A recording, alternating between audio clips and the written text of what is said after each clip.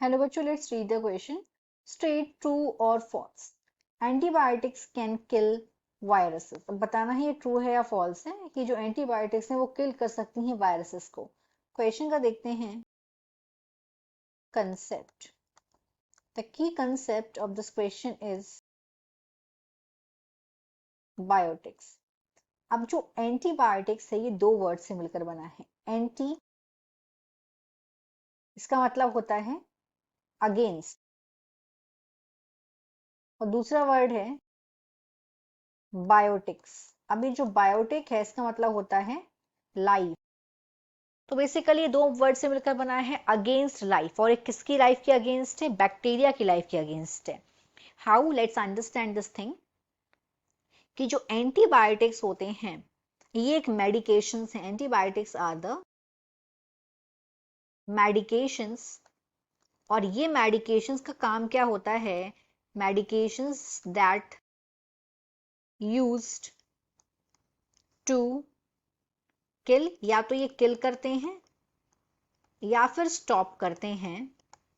किल और stop the growth of disease.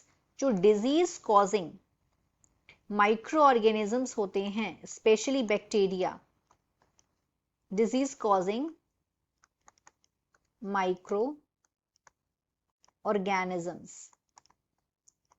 तो ये तो बात हो गई एंटीबायोटिक्स की. अब एंटीबायोटिक किस तरीके से करते हैं? तो एंटीबायोटिक क्या करते हैं, जो बैक्टीरिया होता है इनके बायो, बैक्टीरिया का जो बायोकेमिकल पाथवे होता है इनको रेजिस्ट कर देते हैं.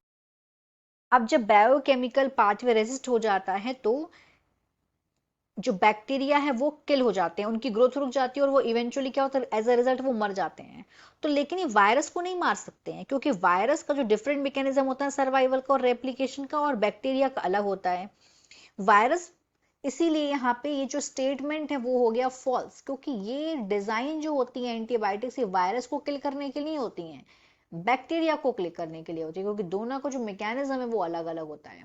So the right answer is false. Hope you understood it well. All the best.